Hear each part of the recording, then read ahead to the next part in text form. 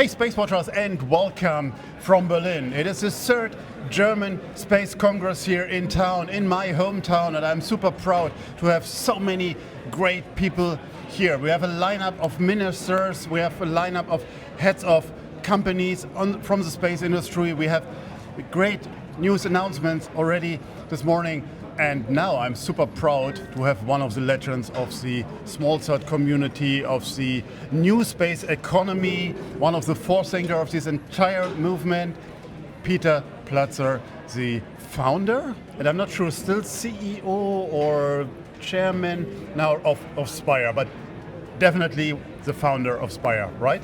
Absolutely right, and thanks Torsten for having me. It's really a fantastic environment here. The world is buzzing, so to speak, and everyone says, world starts above, and it's a pleasure to be here. Absolutely. So let's talk about the current situation that we are in with the space industry.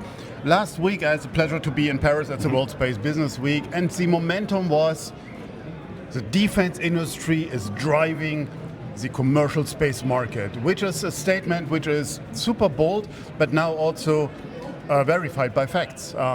73 billion spending on the defense side, 62 billion spending on the commercial side, speaks its language. So how do you see the current situation in the space sector? Well, space is the ultimate high ground, right, and it is the environment that provides common goods. And so that's why government has been always like a big customer of space. And of course, national security is a hugely important element of the space industry. I was at a conference in Warsaw just last week, and you can imagine it was like a few days after the drones had hit. Mm-hmm. And one theme there was there is no European security without European space capability. And I think that waking up to we need the security immediately then drove and is now recognized that means we also need European space capabilities. And bridge that to what Spire is doing. I mean, you are at the forefront of the radar detection or frequency or RF detection. So, and I think over the last decade, you had a lot of smiles and say, oh yeah, nice to have. But now this shifted completely. Maybe you can bridge to how Spire fits into this new momentum of space. Yeah, you are indeed correct that when we started, we believed there are two generational trends: climate change and the challenges for humanity, and global security.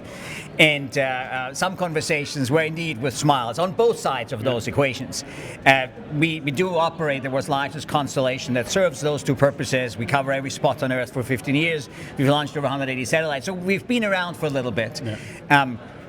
I have not seen that much momentum in space and defense as I've seen in the last 18 months, 2 years, and particularly after the last 9 months.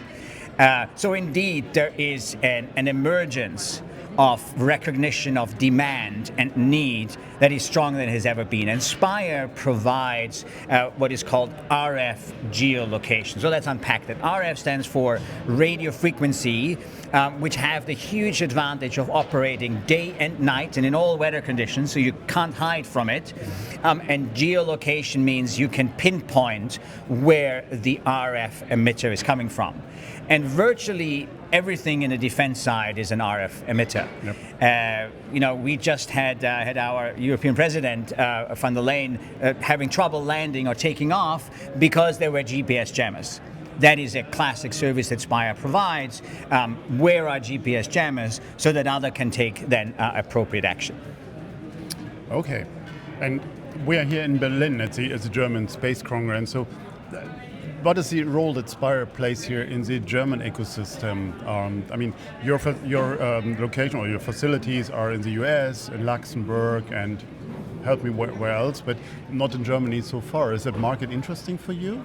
So, as a matter of fact, actually, we've been now in Germany operating for over 2 years, and we do have facilities here, and we came here for developing in Germany German capabilities for the German government, funded by the DLR and ESA, GPS independent flight tracking.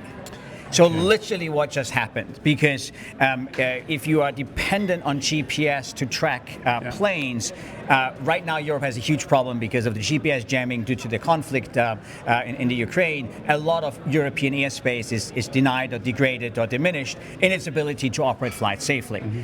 We are developing the technology here in Germany that will allow those flights to continue to operate safely because they would not require GPS to be functioning. They can geolocate and pinpoint aircraft independent of GPS. So that's what we came here for, and we're quite excited about other even larger opportunities that are coming out of this emergence of this surge of demand and need. I'm curious to learn about this new big thing, what comes up on your end, but I forgot to mention, of course, your Glasgow facility that I had the pleasure to visit quite a while ago.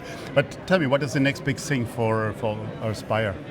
Well, I think we always believe that we are already working on very, very big things, helping humanity tackle climate change and helping humanity tackle global security challenges are, from our perspective, huge and humongous things. And the things that are sitting behind that, and then our next big things, I think you have to wait a little bit until we deem them proper for announcement. Okay. I thought I'd give it a try, so it's just between us. But Peter, thank you very much for your time. Enjoy Berlin and enjoy the Weltraum Congress here in the city. And with that, SpaceWatch out. Thank you so much.